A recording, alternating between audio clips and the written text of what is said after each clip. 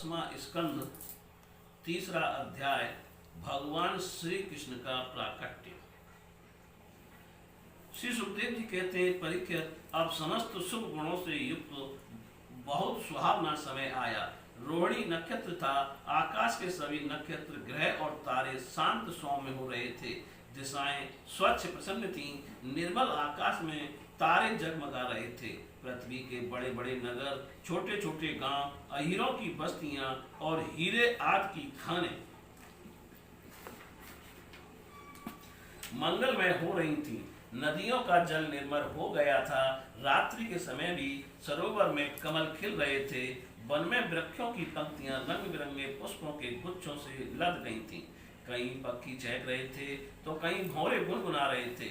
उस समय परम पवित्र और शीतल मंद सुगंध वायु अपने स्पर्श से लोगों को सुखदान करती हुई बह रही थी। ब्राह्मणों के अग्निहोत्र की कभी न बुझने वाली अग्नियां जो कंस के अत्याचार से बुझ गई थीं, वे इस समय अपने आप जल उठी। संत पुरुष पहले से ही चाहते थे कि असुरों की बढ़ती न होने पाए। अब उनका मन सहसा प्रसन्नता से भर गया। जिस समय भगवान के आविर्भाव का अवसर आया, स्वर्ग में देवताओं की दुंदुभियां अपने आप बज उठी। किन्नर और गंधर्व मधुर स्वर में गाने लगे तथा सिद्ध और चारण भगवान के मंगलमय गुणों की स्तुति करने लगे। विद्याधरियां अप्सराओं के साथ नाचने लगी। बड़े बड़े देवता और ऋषि मुनि आनंद से भरकर पुष्पों की वर्षा करने लगे। जल से भरे हुए बादल समुद्र के पास जाकर धीरे धीरे गर्जना करने लगे। जन्म मृत्यु के चक्र से छुड़ाने वाले जनार्दन के अवतार का समय था। निशीथ चारों ओर अंधकार का साम्राज्य था। उसी समय सबके हृदय में विराजमान भगवान विष्णु देव रूपणी देवकी के गर्भ से प्रकट हुए। जैसे पूर्व दिशा में 16 कलाओं से पूर्ण चंद्रमा का उदय हो गया हो।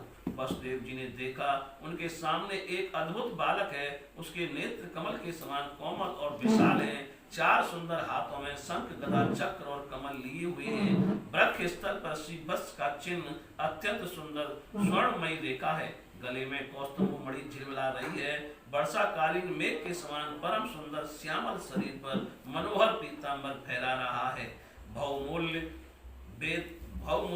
बेदुर्य मणि के क्रीट और कुंडल की कांति से सुंदर सुंदर घुंघराले बाल सूर्य की किरणों के समान चमक रहे हैं। कमर में चमचमाती करदनी की लड़ियां लटक रही हैं। बाहों में बाजूबंद और कलाइयों में कंकन शोभायमान हो रहे हैं। इन सब आभूषणों से सुशोभित बालक के अंग अंग से अनोखी छटा छिटक रही है। जब वसुदेव जी ने देखा कि मेरे पुत्र के रूप में तो स्वयं भगवान ही आए हैं, तब पहले तो उन्हें असीम आश्चर्य हुआ, फिर आनंद से उनकी आंखें खिल उठी। उनका रोम रोम परमानंद में मग्न हो गया। श्री कृष्ण का जन्मोत्सव मनाने की उतावली में उन्होंने उसी समय ब्राह्मणों के लिए 10,000 गायों का संकल्प कर दिया। परीक्षित, भगवान श्री कृष्ण अपनी अंग कांति से सूत का ग्रह को जगमगा रहे थे। उस समय वसुदेव जी को यह निश्चय हो गया कि यह तो परम पुरुष परमात्मा ही हैं। तब भगवान का प्रभाव जान लेने से उनका सारा भय जाता रहा। अपनी बुद्धि स्थिर करके उन्होंने भगवान के चरणों में अपना सिर झुका दिया और फिर हाथ जोड़कर वे उनकी स्तुति करने लगे। वसुदेव जी ने कहा, मैं समझ गया कि आप प्रकृति से अतीत साक्षात पुरुषोत्तम हैं। आपका स्वरूप है केवल अनुभव और केवल आनंद। आप समस्त बुद्धियों के एकमात्र साक्षी हैं। आप ही सर्व के आदि में अपनी प्रकृति से इस त्रिगुणमय जगत की सृष्टि करते हैं। फिर उसमें प्रविष्ट न होने पर भी आप प्रविष्टि के समान जान पड़ते हैं। जैसे जब तक महत्त्व का आदि कारण तत्व पृथक पृथक रहते हैं, तब तक उनकी शक्ति भी पृथक पृथक होती है। जब वे इंद्रादि 16 विकारों के साथ मिलते हैं, तभी इस ब्रह्मांड की रचना करते हैं और इसे उत्पन्न करके इसी में अनुप्रविष्टि से जान पड़ते हैं। परंतु सच्ची बात तो यह है कि वे किसी भी पदार्थ में प्रवेश नहीं करते। ऐसा होने का कारण यह है कि उनसे बनी हुई जो भी वस्तु है, उसमें वे पहले से ही विद्यमान रहते हैं। ठीक वैसे ही बुद्धि के द्वारा केवल गुणों के लक्षणों का ही अनुमान किया जाता है और इंद्रियों के द्वारा केवल गुण में विषयों का ही ग्रहण होता है। यद्यपि आप उनमें रहते हैं, फिर भी उन गुणों के ग्रहण से आपका ग्रहण नहीं होता। इसका कारण यह है कि आप सब कुछ हैं, सबके अंतर्यामी हैं और परमार्थ सत्य आत्मस्वरूप हैं। गुणों का आवरण आपको ढक नहीं सकता, इसलिए आप में ना बाहर है ना भीतर, फिर आप किसमें प्रवेश करेंगे? इसलिए प्रवेश ना करने पर भी आप प्रवेश किए हुए के समान दिखते हैं। जो अपने इन 10 गुणों को अपने से पृथक मानकर सत्य समझता है वह अज्ञानी है, क्योंकि विचार करने पर यह देह गेय आदि पदार्थ बगल उल्लास के सिवा और कुछ नहीं सिद्ध होते। विचार के द्वारा जिस वस्तु का अस्तित्व सिद्ध नहीं होता, बल्कि जो बाधित हो जाती है, उसको सत्य मानने वाला पुरुष बुद्धिमान कैसे हो सकता है?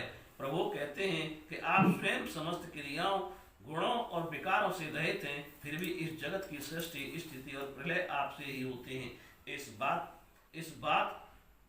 यह बात परम ऐश्वर्यशाली पर ब्रह्म परमात्मा आपके लिए असंगत नहीं है, क्योंकि तीनों गुणों के आश्रय आप ही हैं। इसलिए उन गुणों के कार्य आदि का आप में ही आरोप किया जाता है। आप ही तीनों लोकों की रक्षा करने के लिए अपनी माया से सत्य में शुक्ल वर्ण पोषणकारी विष्णु रूप धारण करते हैं। उत्पत्ति के लिए रज प्रधान रक्त वर्ण सृजनकारी ब्रह्म रूप और प्रलय के समय तमोगुण प्रधान कृष्ण वर्ण संहारकारी रुद्र रूप स्वीकार करते हैं।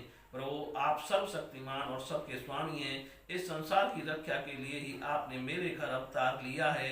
आजकल कोटि कोट असुर सेनापतियों ने राजा का नाम धारण कर रखा है और अपने अधीन बड़ी बड़ी सेनाएं कर रखी हैं। आप उन सबका संहार करेंगे। देवताओं के भी आराध्य देव प्रभु, ये कंस बड़ा दुष्ट है। इसे जब मालूम हुआ कि आपका अवतार हमारे घर होने वाला है, तब उसने आपके भय से आपके बड़े भाइयों को मार डाला। अभी उसके दूत आपके अवतार का समाचार उसे सुनाएंगे और वह अभी अभी हाथ में शस्त्र लेकर दौड़ा आएगा। श्री सुखदेव जी कहते हैं, परीक्षित, इधर देवकी ने देखा कि मेरे पुत्र में तो पुरुषोत्तम भगवान के सभी लक्षण मौजूद हैं। पहले तो उन्हें कंस से कुछ भय मालूम हुआ, परंतु फिर वे बड़े पवित्र भाव से मुस्कुराती हुई स्तुति करने लगी। माता देवकी ने कहा, प्रभु, वेदों ने आपके जिस रूप को अव्यव्य आप सबका कारण बतलाया है, जो ब्रह्म ज्योति स्वरूप समस्त गुणों से रहित और विकारहीन है, जिसे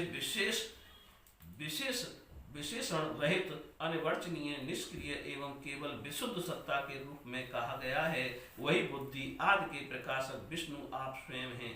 जिस समय ब्रह्मा की पूरी आयु दो परार्ध समाप्त हो जाते हैं, काल शक्ति के प्रभाव से सारे लोग नष्ट हो जाते हैं, पंच महाभूत अहंकार में, अहंकार महत्त्व में और महत्त्व प्रकृति में लीन हो जाता है, उस समय एकमात्र आप ही शेष रह जाते हैं, जिसे आपका एक नाम शेष भी है। प्रकृति के एकमात्र सहायक प्रभु निमेष से लेकर वर्ष पर्यंत अनेक विभागों में विभक्त जो काल है, उसकी चेष्टा से यह संपूर्ण विश्व सचेष्ट हो रहा है और जिसकी कोई सीमा नहीं है, वह आपकी लीला मात्र है।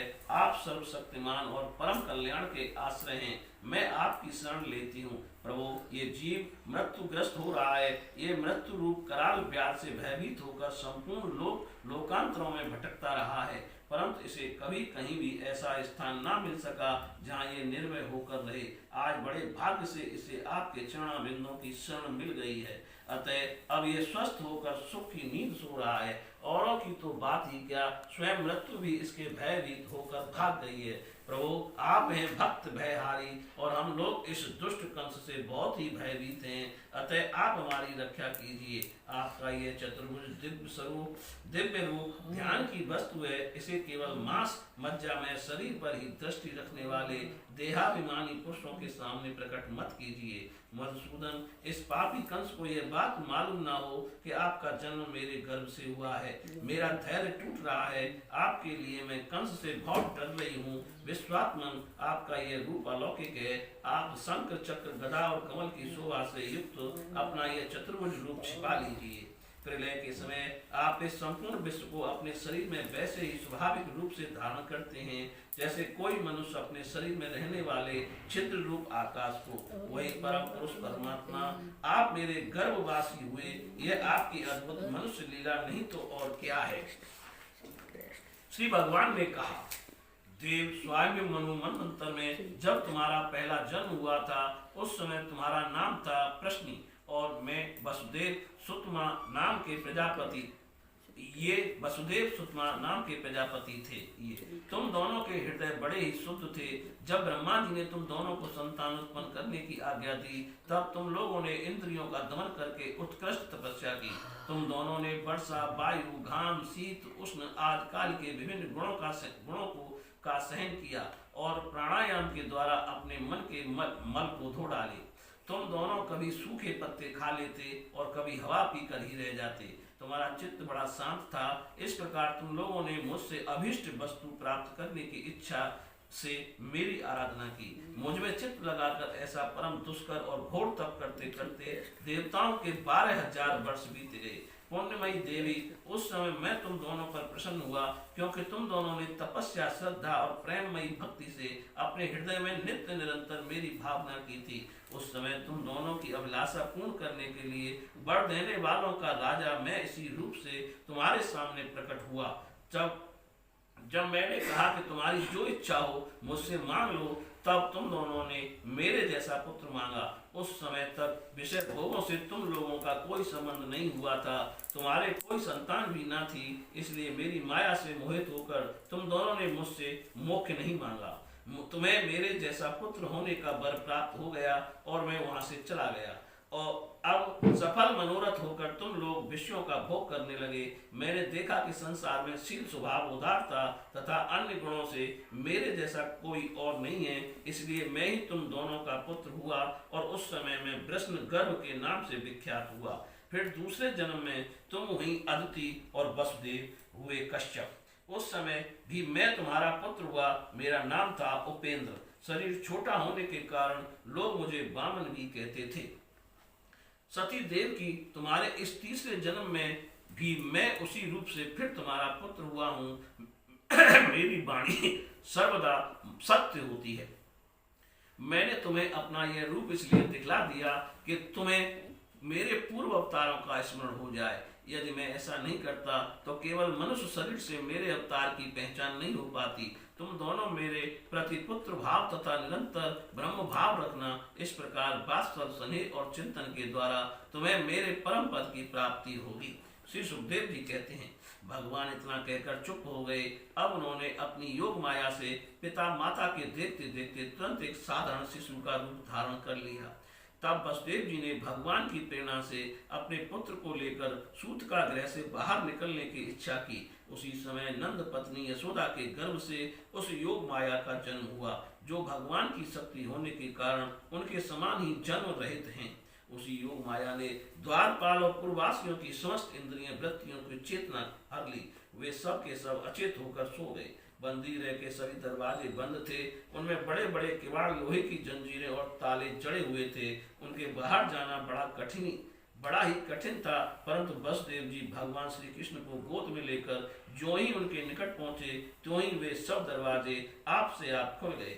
ठीक वैसे ही जैसे सूर्योदय होते ही अंधकार दूर हो जाता है, उस समय बादल धीरे धीरे गरज कर जल की फुहारें छोड़ रहे थे। इसलिए शेष जी अपने फनों से जल को रोकते हुए भगवान के पीछे पीछे चलने लगे। उन दिनों बार बार वर्षा होती रहती थी, इससे यमुना जी बहुत बढ़ गई थी। उनका प्रभाव गहरा और तेज हो गया था। तरल तरंगों के कारण जल पर फैन ही फैन हो रहा था। सैकड़ों भयानक भंवर पड़ रहे थे। जैसे सीतापति भगवान श्री राम जी को समुद्र ने मार्ग दे दिया था, वैसे ही यमुना जी ने भगवान को मार्ग दे दिया। वसुदेव जी ने नंद बाबा के गोकुल में जाकर देखा कि सब के सब गोप नींद से अचेत पड़े हुए हैं। उन्होंने अपने पुत्र को यशोदा जी की सैया पर सुला दिया और उनकी नवजात कन्या लेकर वे बंदी गृह में लौट आए।